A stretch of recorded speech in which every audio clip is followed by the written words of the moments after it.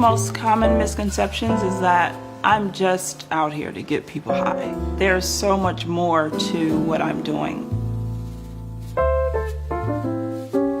I want you to have a full-on dining experience. Edibles are not just your pot brownies and your chocolate bars. Oh, wow. Wow. Spectacular.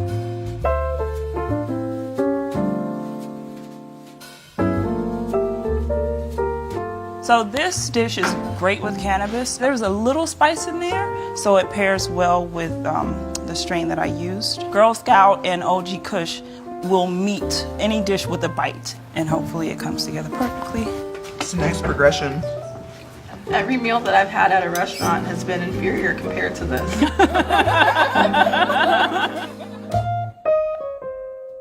I was a part of that agenda of just say no, and cannabis is a gateway drug, and all of this propaganda that was fear-based, and I judged my friends heavily. It was working for this attorney that was a cannabis user and advocate. I was like, hey, but wait, this perfectly functioning attorney is using cannabis, and then there's all this conversation swirling around about it. I opened my mind because I was more informed. I don't feel like the symptoms or the, the sensations that go along with like being high. I just feel like nourished. It's not at all the same as smoking or anything. Not Yeah, at all. it's very totally different. I'm just really happy.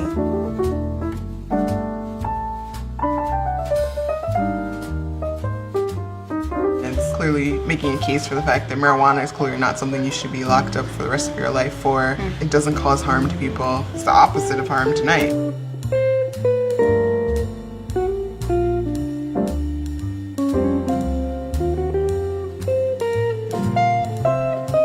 How do I fit into the fray? How do I then monopolize in getting people free from being incarcerated for life for nonviolent cannabis or marijuana crimes? How do I then monopolize on getting other minorities involved in this industry?